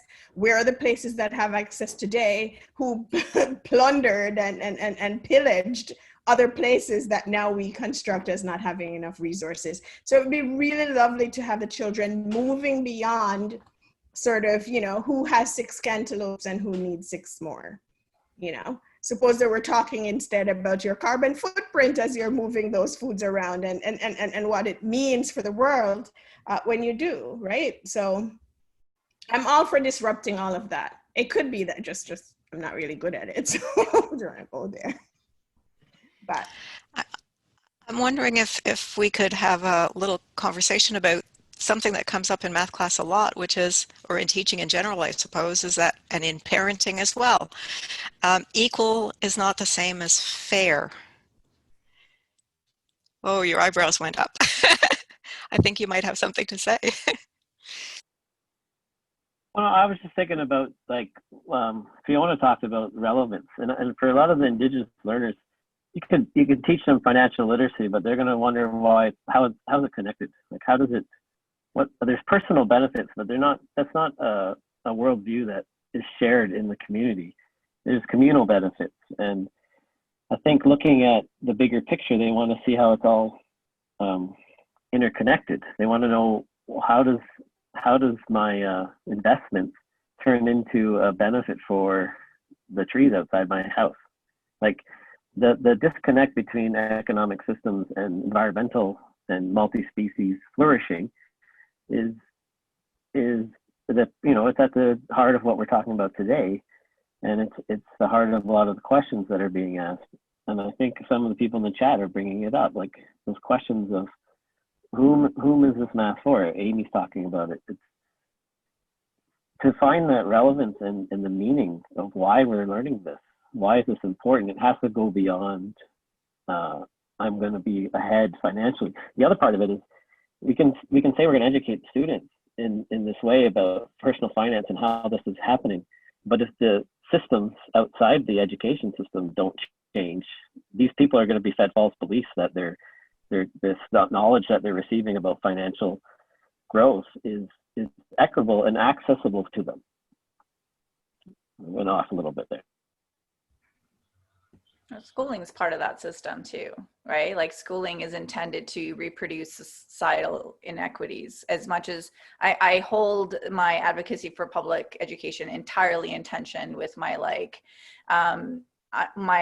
with the reality that the public has always excluded, and it's excluded by design, and it's excluded through like what we commonly understand as this like rhetoric around what it means to be a financially literate person. There's nobody more financially literate than those in poverty. There's no people who know more about how to use a dollar than someone with very little means. And so the kind of paternalism around financial literacy and the responsibility that individuals are being told to assume in a system that makes the opportunity we're supposed to be reaching for very limited and structured to exclude is in some ways actually re-entrenching and normalizing that exploitation. And it really does have a very specific way that when we think about financial literacy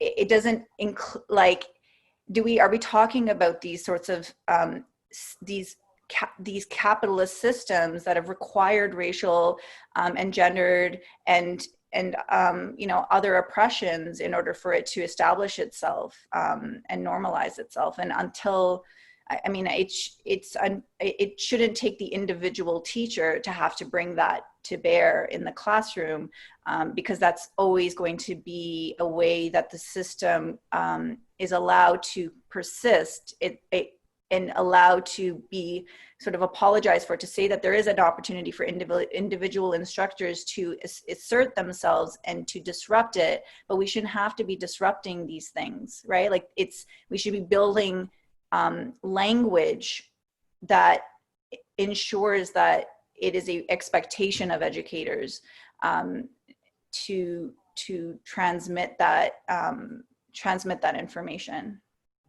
I think additionally, I love that, Behan. Additionally, so we individualize the expectations that teachers are going to teach financial literacy to children, but it also then individualizes the responsibility, right, to move beyond a particular social class or capital on individual students. So rather than making these collective issues, right, of a system that is geared against some people to the benefit of others, it individualizes the responsibility of moving beyond your circumstances. So now it's, if you don't learn, it's you who didn't learn all on your own as not a part of a system, but right, as an individual who's responsible for your own financial well-being. Just to add, sorry, real quick, like that ideology is so constructed from when you're a child. Like even the messaging, like I have 2 young children in public school, and the kind of conversations I have to do to undo so much, a lot of which is actually set up in schooling. Like the messaging in my home is never about grades. It's always, I've always tried to, the conversations we've had around report cards have never had to do with what that grade looks like. But when the teacher asked the students to talk about what they're most afraid of, worried about this year, besides COVID, it's his grades, right? And there is, I think, an interesting conversation to be had around ungrading, and in an online setting, we're sort of really buckling down on a lot of the oppressive policing that we do in classrooms around testing. So those are interesting conversations as well.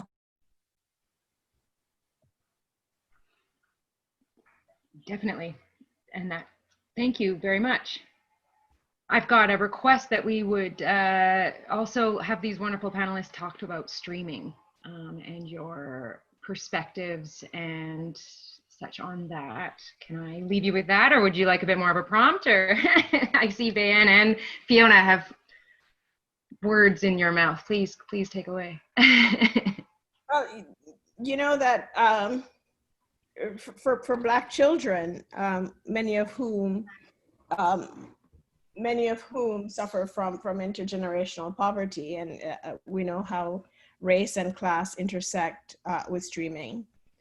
So for Black children who are streamed very often into applied level courses, college level courses, locally developed or workplace courses, and sometimes streamed out of particular regional choice programs or within regular high schools or mainstream high schools who are streamed out of particular classes, streaming is a huge issue.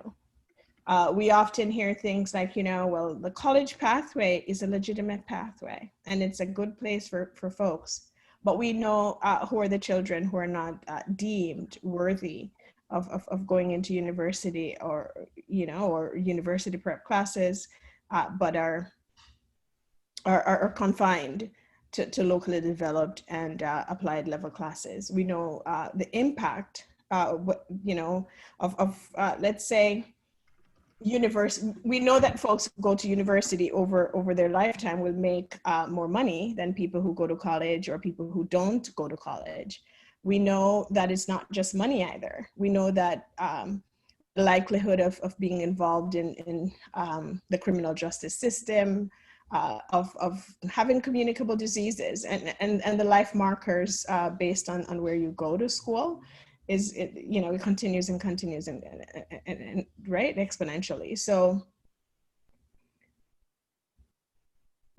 I know that this is a huge concern of the Black community, and we've been saying it for decades. We find streaming not just in high school either. It starts from day one when Black children go to school, and very often, you know, reflects or construction of Black people as not cognitively able. So it is a huge issue for us. Gordon looks like he wants to say something. You're muted, Gordon. I was just leaning in to read. But there's something I was thinking about, not precisely on streaming, but on the utility of mathematics in terms of social justice. And there is I can't remember the name of the organization now, that uses statistical analysis to work with the international courts to find out things like missing people who were disappeared, verifying the effects of oppression in various places. And I was just wondering, I was thinking of actually posting that resource. I've actually asked the Fields group to sponsor one of these people as spokespersons to come and speak, but nothing came of it. Anyway, that's all. Okay. I guess in that way we could think about what kind of statistical analysis we could do over generations of Black people who've been streamed out of university level classes, and what what's the actual educational debt to Black people, generation in, generation out, when we're denied equitable access. I think that may give a nice framing for how we decide what reparations could look like for this education debt. That would be very interesting and productive, I think. Yeah. Hi, it's Judy again. I'm just wondering if before we go, we could just talk briefly about the situation that we're all finding ourselves in, which is teaching remotely and the equity considerations around that, because I think that's top of mind for many people, even more top of mind than Dstreaming for next fall.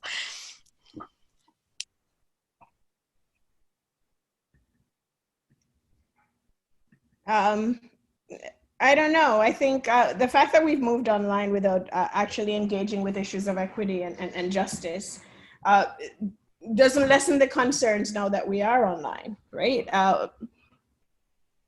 And issues of streaming will continue to be a huge concern for Black people who for generations have seen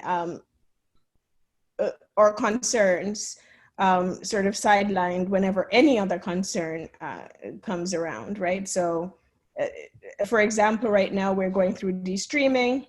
COVID happens. Guess what? We now have a new thing to look at, and Black people get to wait again for justice. So, I don't know that we believe that. I do know that everybody now knows that a lot of the things that we thought were not possible are absolutely possible. So we found computers to give to kids to take home so that they can access their education at home. We found ways of having the internet to children. We found ways of transforming our practice from one mode to another mode in a way that we never thought we could, but here we are, we're doing it. So how do we ensure, and I know that we you know, even online presents all sorts of other issues, but let's take Gordon's idea about analytics. It should be nice on online if you really wanted to look at it. How often are we choosing Black children to answer questions? What type of questions are you asking them? Do you prompt them to do better? Right? Do you hold high expectations, and how does that demonstrate? How is that demonstrated in your online classes?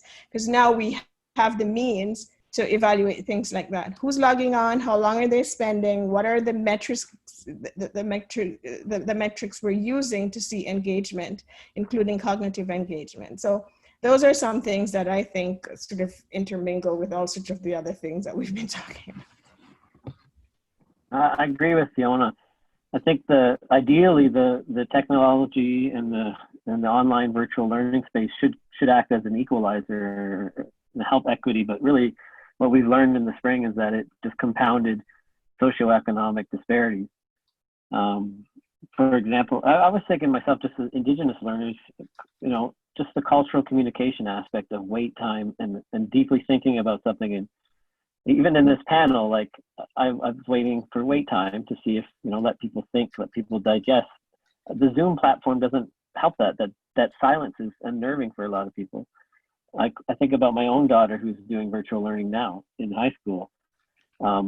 She's to me, I'm biased, she's brilliant, but does a platform like a virtual environment, she's the student that used to get report card comments, needs to offer more in class, needs to put her hand up more. And I'm seeing it even with the remote learning that our kindergarten teachers are doing with kids, our K-3 teachers. The platform that we're using for virtual learning, the synchronous learning, the teachers are telling me certain kids are doing really well. And it's those kids that we're actually getting into a lot of trouble in classroom because they're active and they're in the face and they're in the camera and they're, you know, touching everything. And your quiet kids that, you know, need some more time or would probably benefit from more asynchronous learning. I don't know if they're going to succeed in the same way. So and then you add a cultural component to that, you know, taking turns, letting everyone speak. The dive into it. I know you, Fiona, you said we got computers. Yeah, we had iPads coming out of the woodwork somehow. it wasn't helping a lot of our students because our internet's horrible where we are. And one thing, we're on a reservation, but another thing is a lot of rural areas, they're feeling it too. So they may even have wealth. They're living in a rural area and may be very wealthy, but they still can't connect. So there's so many, what the ideal is there. We hope it should help them, but the reality is that it's really compounding a lot of disparities. Yeah, and I will sort of like echo both. It is in some ways, yeah, showing how quickly a system can shift if it really has the will. I think that's the real takeaway. And there's been a lot of folks who've been waiting for will, and to see that we can literally upend our education system to meet the needs of a social ask is bittersweet. And then we're also thinking about I'm also thinking about the corporatization of learning, the impact of learning management systems, the dependency we have on corporately delivered learning management systems, the acquisition of which was steeped in capital P politics. There are debates happening right now around boards that are limiting what you use. There are school boards, I've written about this recently, who are requiring teachers to teach both virtually entirely and in person entirely. There are folks who are required to just get paper because they don't have access, kind of access that Joe was talking about, the basic digital access.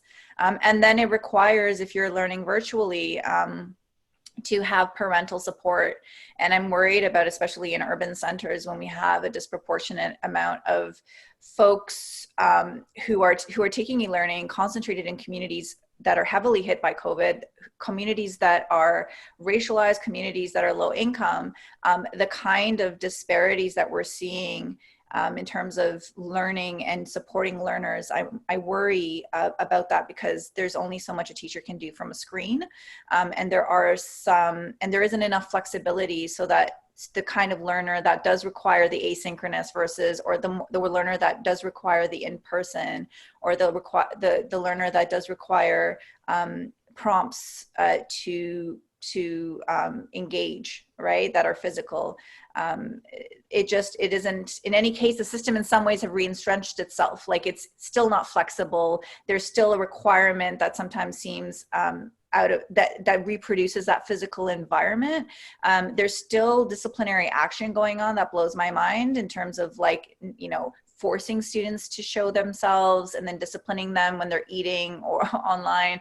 Like, there's just, and like, what does even learning look like online? How do you, like, these metrics that we do have access to, these learning analytics, what does it mean? What do we make sense of when a student has spent an hour on content versus 10 minutes if the outcome is the same?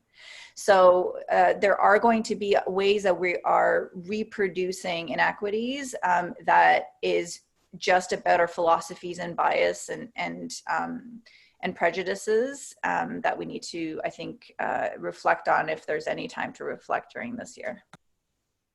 I want to add to that. For me, again, I put the multi-species flourishing at the front and center in my work. And so the question I've asked myself, that I find too few of my colleagues have asked others, have asked of themselves: how is the work I'm doing contributing to the survival of the people I'm working with? How is it contributing to feelings of transcendence? How is it contributing to their dignity? I think that's one we've left way behind in our rush to online, in our rush to serve the multiple platforms. How is it contributing to the building of communities at home and educational communities? And what challenges are being faced? And certainly, right now, there's so many challenges that we've identified that we're not addressing, and we're not saying. I like what Dan said a little while ago. For me, it's not about it re-entrenching. This, I think, was the natural evolution, actually, to a plantation economic system on which we operate. And the next part of this, the next sort of iteration of this, is the elimination of the surplus labor, right? Or the further reduction in the value of the type of labor that teachers are providing. Because what we've seen is a lot of parents now are seeing what it is that teachers actually do on a day-to-day basis. and are getting a sense of, yeah, that's way undervalued. I'd just like to say one thing. You know, when we think about the survival of our communities, and when we speak to the survival of multi-species, I'd just like to throw in there that for some of us, particularly those who have Black skin, our humanity has never been of particular value to many.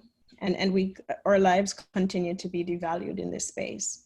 And when we think about the survival of our communities have institutional ways, multi-generational ways of making Black lives not an essential part of our communities.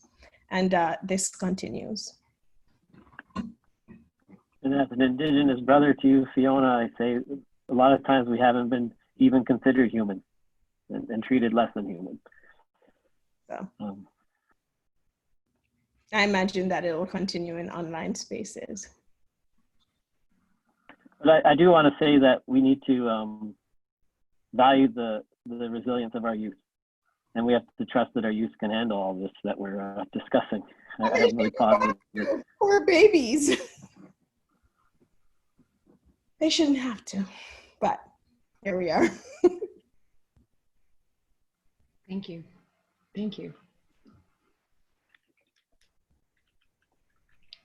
I'm just absorbing. I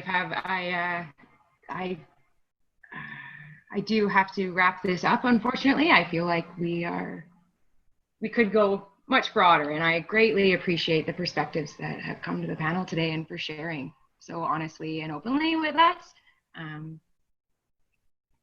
Yeah, other than that, Judy, is there anything else you'd like to add? Is there anything I need to throw in there before we have to say goodbye? No, I have a lot of thinking to do, and I thank the panelists for their honesty and their openness and for sharing their perspectives. It's a lot to absorb, and it's more to try to digest and turn into action. But we're on it. Like we're trying. We're definitely not going to let this fall by the way as we get distracted by other things. This is all really important. And again, thank you, and also thanks to all the participants who shared it in the Jamboards. There's some really rich thinking here today. So again, thank you. I'm going to add to that very quickly. Thank you, panelists. Thank you, our organizers, and everyone who participated. The mark of a good forum meeting is when we do have too much to think about to say very much as well. So thanks, everybody.